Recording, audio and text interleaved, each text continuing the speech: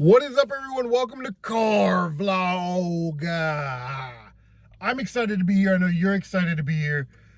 A couple episodes ago, we were talking about when you beat games and you add them to your list for end of the year, how do you count some of these classic games, right? Pre-Nintendo, Atari 2600s, Intellivision, ColecoVision, Odysseys, that type of stuff.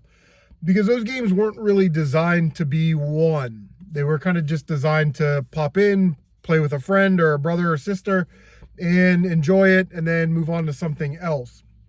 Games sort of in that Nintendo era, that third generation era, that's when I think a lot of the games were designed to then be one. There was an end screen, credits, congratulations, thanks for playing, play again, that kind of thing. But my example is like Contra.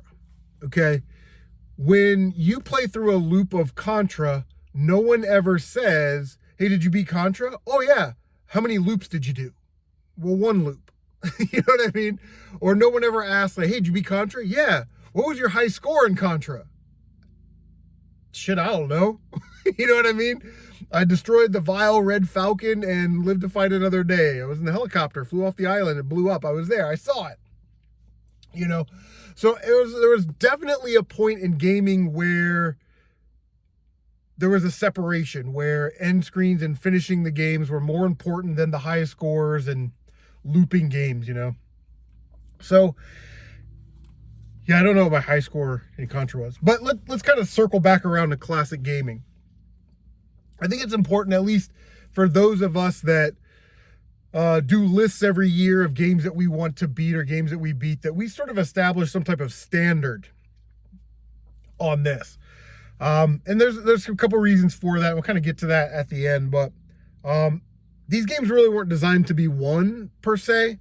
So I think that if we create our own standard, that it needs to be fair, equitable, and obtainable by most people. By the overwhelming majority should be able to do this, right? Oh, you gotta beat 2,000 screens of Space Invaders. That's not gonna cut it. You know what I mean? We have to find something that's inclusive to everybody. I'm certainly not a gatekeeper, definitely an elitist when it comes to gaming. You know what I mean? You beat games on the hardware, no save states. That's me. So I think I've come up with some sort of obvious ones here. If a game can be beat, then you have to beat it. Games like Pitfall, E.T., Raiders of the Lost Ark, they all have an ending. In Pitfall, you collect the 30 treasures and the game just stops.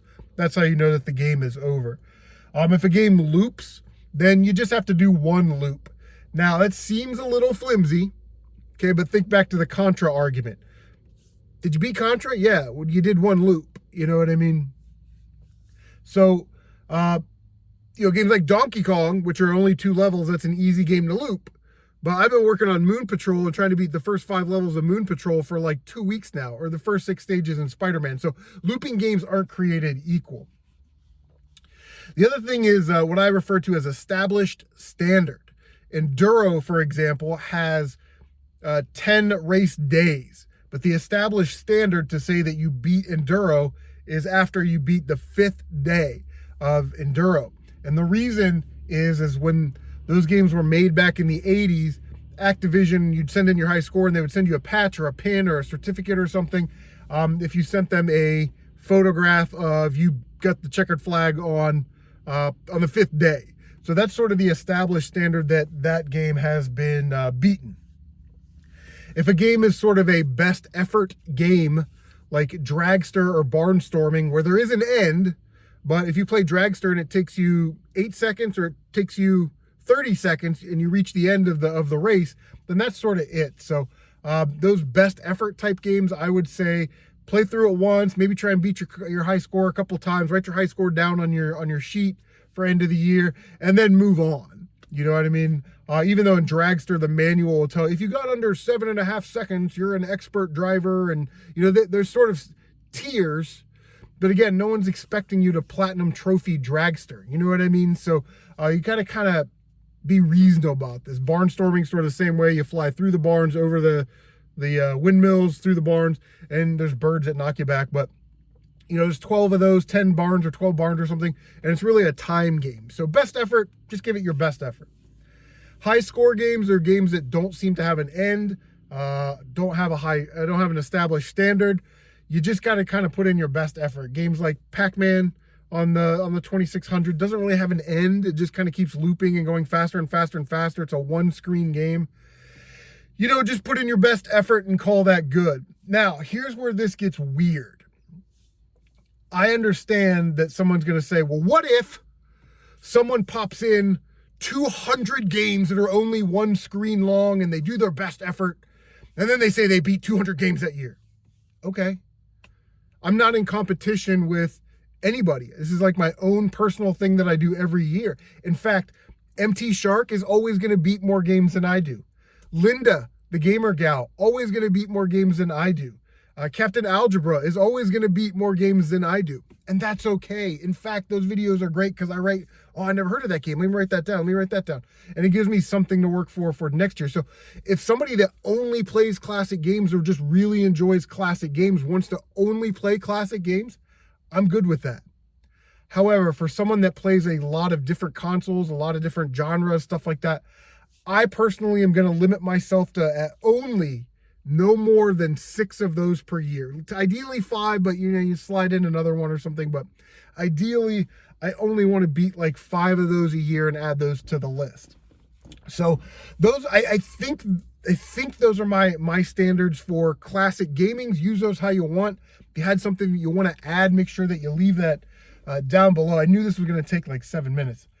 But yeah, let me know what you guys think on the established standard protocol or how to beat classic gaming protocol that I have.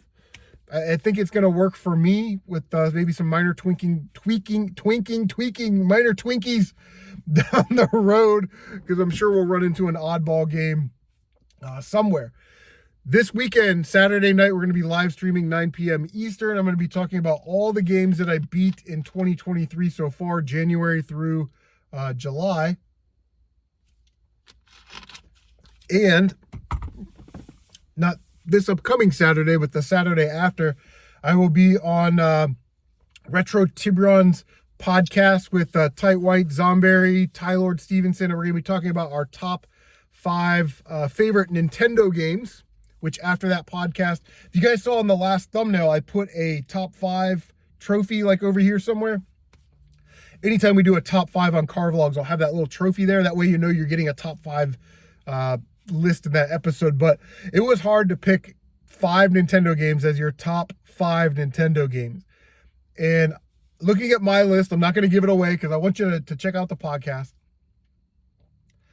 But, nostalgia definitely plays a large role in how you pick those games, because 4 of the 5 games are games I had when I was a kid and I enjoyed playing and I love them. And only one of those games was a game that I played and I beat as an adult. While there are plenty of great Nintendo games, narrowing it down to 5 was absolutely difficult. But that leads me into today's comment question. What are your top 5 favorite Nintendo games? Leave a comment down below. Guys, we're already almost like 9 minutes. That's going to do it for this episode of Car Vlogs. Make sure you like, comment, subscribe, share on social media because it does help out a lot. Don't forget to bang that notification bell so you can stay up to date on all of your CM Retro Gaming goodness. Guys, take care of yourselves. We'll see you on the next Car Vlog.